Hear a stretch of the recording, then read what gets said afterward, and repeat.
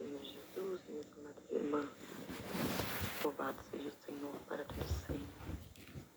Deus é bom e a sua misericórdia se renova sobre nós esta manhã.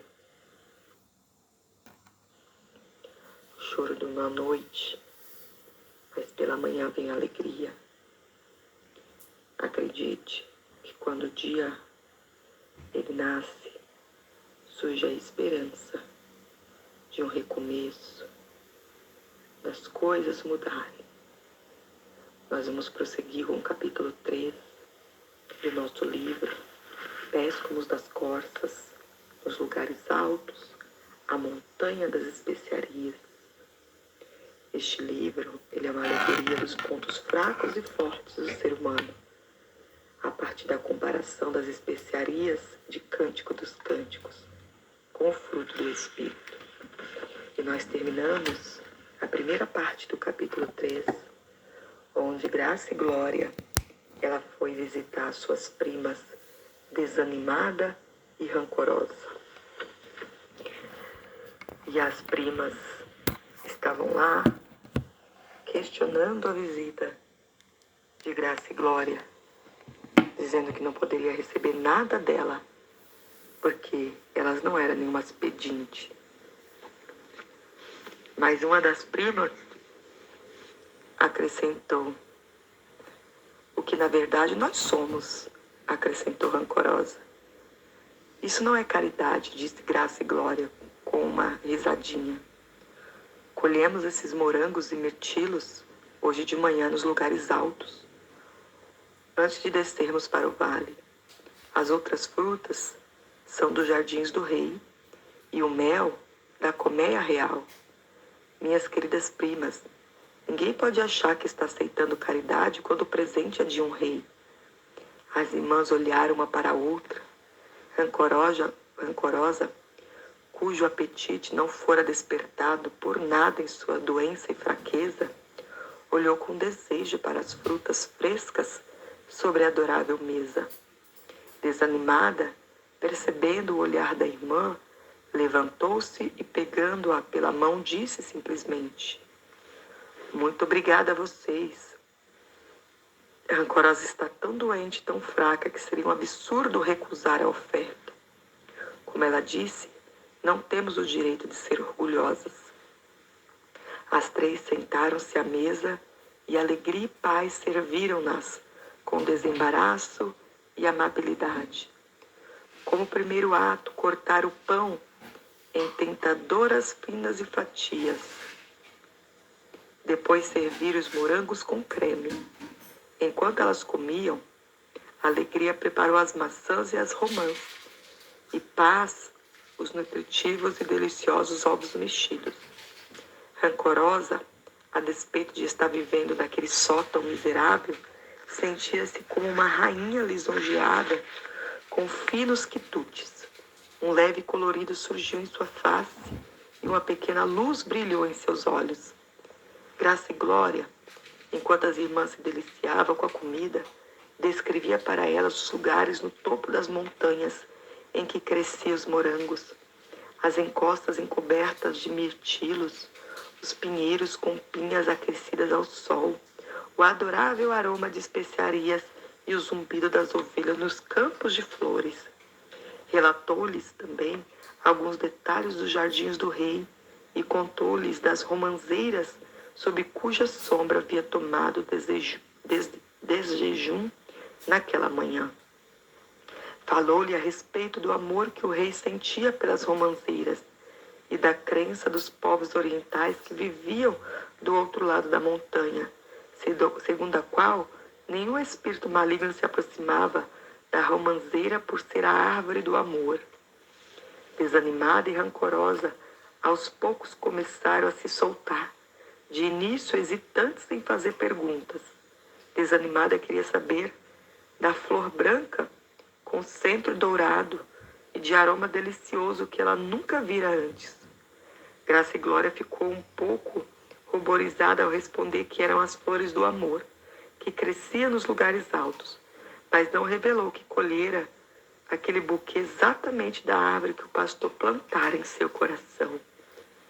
As irmãs também indagaram da jornada de Graça e Glória, mas ela não parecia capaz de contar muita coisa a respeito disso. Parecia interessada em falar apenas da bondade do pastor e de como ele a ajudara. Assim, a cada pergunta, voltava a falar do pastor. As 3 primas, ao final do delicioso lanche, conversaram com naturalidade, como velhas amigas.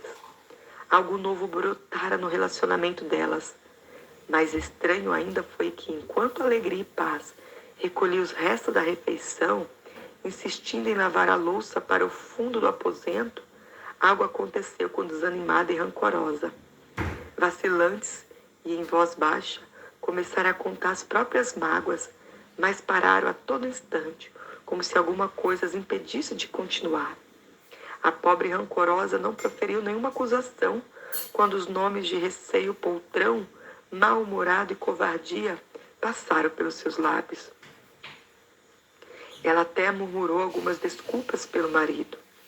Desanimada com forte rubor, a lhe marcar a face, murmurou algo a respeito de sua frieza, atitude orgulhosa e inaptidão para o casamento, pois fora incapaz de conquistar e conservar o amor do marido.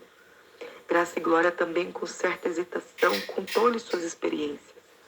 Falou-lhe da planta em seu coração, que ela supunha fosse o amor, mas descobriu ser o egoísmo, esse amor possessivo que ansiava por ser amado, e toda a angústia que ele lhe causara, até que lá do alto das montanhas a planta fora arrancada de seu coração. Contou-lhe também como suas 2 companheiras, tristeza e sofrimento, transformaram-se em alegria e paz nos lugares altos. As 2 criadas, ao ser mencionadas, sorriram radiantes. Parecia que de maneira milagrosa, à medida que ela falava, o sótão, abafado e triste, se expandira e se transformara. Era como se estivesse sentada na encosta da montanha, ao abrigo dos pinheiros, com o ar fresco da montanha soprando sobre elas, os picos cobertos de neve, brilhando lá em cima, e a grande queda d'água entoando uma canção aos seus ouvidos enquanto descia para o vale. Graça e Glória cantou outro cântico que aprendera na montanha das romãs. Ó amor santo, ó chama ardente, porque ainda devo perambular. Afastei-me do coração de Deus e anseio voltar para casa. Emite tua verdade, a luz brilhante, para que eu possa seguir-te até, por fim, antes de a noite cair. Chegar ao topo da sua santa colina, minha alma anseia por habitar lá no lugar santo. E quando o véu for desvelado, ver a face de meu Pai. Ó tu, de quem meu espírito procede, e vagueia nessa selva, vê, carrega o teu santo nome, leva para casa tua filha errante. Quando ela acabou de cantar, ouviu-se outra batida à porta, um som baixo, porém muito claro. Desanimada e rancorosa mais uma vez, assustaram-se e olharam intrigada uma para a outra. Depois olharam para a Graça e Glória. Uma cor adorável afluíra a face desta, e seus olhos brilhavam como estrelas. Ela soube no mesmo instante de quem era a mão que batera a porta daquele sótão sombrio. Enquanto as 2 primas a fixavam atônitas, novas batidas soaram, agora um pouco mais alto e mais insistente. Ó! Exclamou Graça e Glória. Rancorosa e desanimada estávamos falando dele. É o pastor. Abra a porta e diga para ele entrar. Parece que cada gota de sangue desaparecera da face já muito pálida de rancorosa. Ela encolheu-se, lançando um olhar assustado em torno do miserável cômodo e também para sua roupa esfarrapada, que mal cobria as feridas de seu corpo. Ela encolheu-se e cobriu o rosto com as mãos. Por um momento, um silêncio mortal invadiu a sala. Parecia ser possível ouvir a batida do coração de cada uma das mulheres que estavam ali. Então, em meio ao silêncio, bateram a porta pela 3ª vez. E uma voz grave e gentil de homem perguntou: posso entrar? Desanimada, levantou-se. Tremia da cabeça aos pés, mas tocou o braço da irmã e, sem dizer nenhuma palavra, e com ar de súplica, apontou para a porta. Rancorosa, a infeliz e desamparada dona daquele sótão sombrio atravessou a sala aos tropeços e abriu a porta. O pastor alto, poderoso e de aparência real, mas com um ar de infinita compaixão no semblante, entrou no pequeno cômodo. Rancorosa olhou-o apenas uma vez e jogou-se aos pés dele, pedindo: Senhor, tenha piedade de mim. Ele estendeu as mãos para levantá-la do chão. Porém, antes que pudesse fazer isso, ou dizer alguma palavra, desanimada, a outrora orgulhosa nora do velho senhor Termor, ajoelhou-se aos pés dele, ao lado da irmã, sussurrando com lábios trêmulos: Tenha misericórdia de mim também, Senhor. Não me deixe fora da sua graça. A fisionomia do pastor, enquanto seguia as duas irmãs e lhes dirigia palavras de amor e compaixão, era de alguém que realizava o desejo de seu coração, do Salvador convicto de que agora podia dar início à obra sobrenatural da salvação. Graça e glória, com alegria e paz, de pé atrás dela, observava a cena, dizendo em seu coração: Não, nem mesmo nós, nem mesmo nos lugares altos conhecemos uma alegria como esta. Esse sótão não é outro, senão a casa de Deus. Esta é a porta dos céus. Gênesis 28, 17. Que coisa linda. O pastor, ele está lá para mudar a vida de mais duas mulheres que deixaram seus corações serem cheios pela palavra do Senhor. Louvado seja Deus. A misericórdia do Senhor alcançou aquelas mulheres naquele sótão tão sombrio e infeliz. E agora o grande pastor vai fazer também a obra que ele fez na vida de Graça e Glória, na vida de rancorosa e desanimada. É assim que Jesus faz. Ele entra em todo coração cuja porta é aberta para que ele faça a obra. Que nesta manhã você abra a porta do seu coração e deixe o grande pastor entrar para fazer a obra que ele quer fazer na tua vida. Não precisa se preocupar. Quando ele entrar no teu coração, a obra que precisa ser realizada, ele vai concretizar.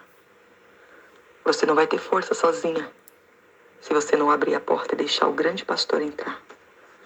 Mas nesta manhã, que você deixe o grande pastor entrar e cear contigo.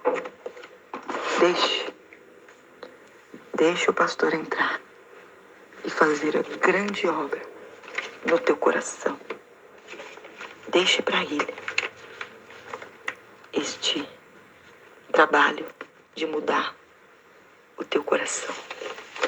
Que Deus te abençoe, que você tenha uma semana abençoada e que você aproveite a misericórdia do Senhor que se renovou hoje pela manhã na tua vida. Fique na paz do Senhor Jesus Cristo, minha amada irmã. Um grande abraço.